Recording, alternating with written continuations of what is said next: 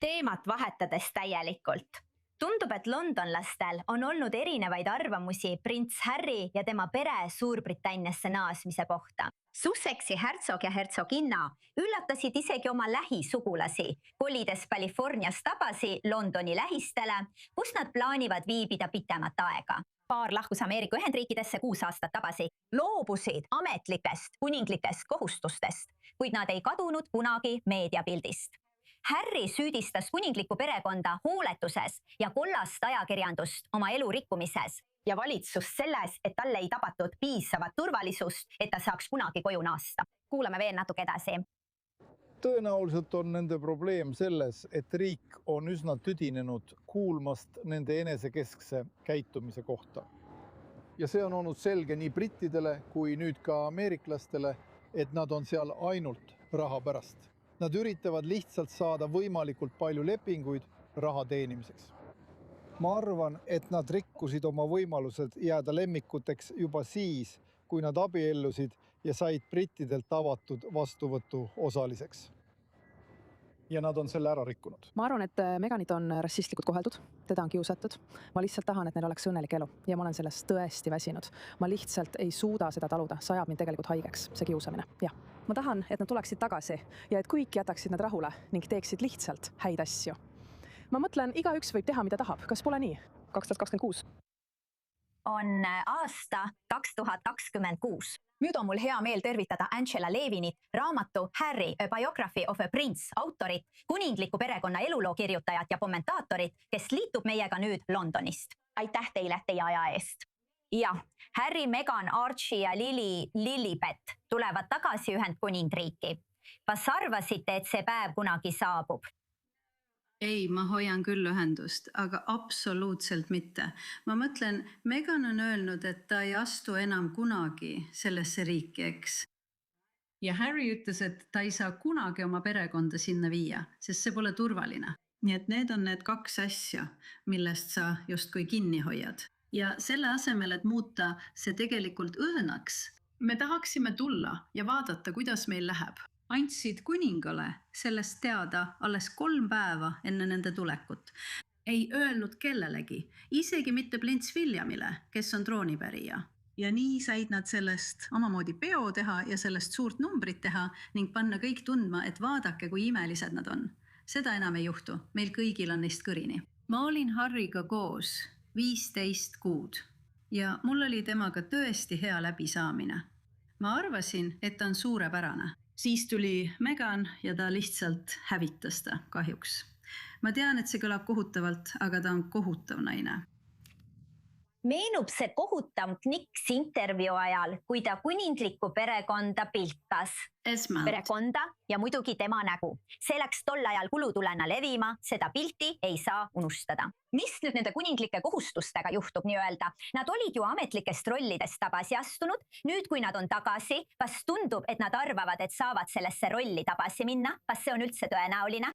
See on hämmastav, et täna, nende esimesel päris kohaloleku päeval, on nad juba andnud 2 korraldust minna erinevatesse ettevõtetesse, eks? Hämmastav. Aga keegi ei pööra neile mingit tähelepanu, sest neil pole kuningliku perekonnaga enam mingit pistmist. Nad lihtsalt teevad seda, mida tahavad, aga nad ei saa anda korraldusi ega tegelikult teha midagi sellist, mille peale inimesed ütleksid, et nad peavad sinna minema. Aga nendega peab olema väga ettevaatlik, sest nad on väga-väga kavalad. Ja kuningale anti, nagu ma ütlesin, 3 päeva. Ja mees, kes on oma 70ndate lõpus, kellel on endiselt vähk, tal läheb hästi, aga tal on siiski vähk. Ta on mees, kellele meeldib asju hoolikalt teha ja ette planeerida.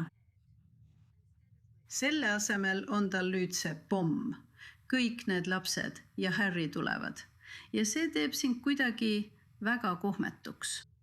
Jaa, neile see meeldib, tead. Nad tahavad seda. Nad tahavad asju, mis on keerulised ja panevad inimesi nende üle mõtlema. Aga ma arvan, et nad avastavad, et Inglismaa pole selline, nagu nad lootsid.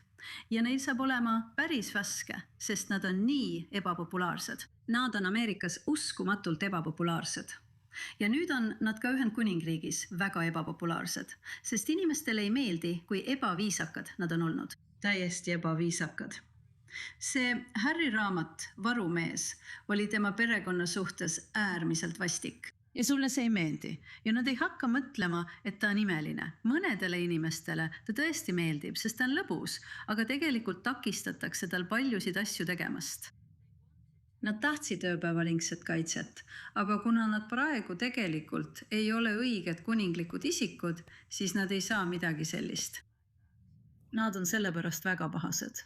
Aga neil ei saa olla kõiki neid inimesi enda eest hoolitsemas, sest nad tahavad võtta meie käest maksuraha. Ja mina ei annaks talle üldse raha, sest ta ei tee midagi riigi ega kuningliku perekonna heaks. Kas Ühendkuningriigis on tunda hoiakut, et võiks andestada ja unustada, lasta nõbudel tagasi tulla, oma nõbudega koos üles kasvada ning et kõigil on aeg edasi minna? Kas selline hoiak kogu püha enam poolehoidu? Mis on teie arvamus?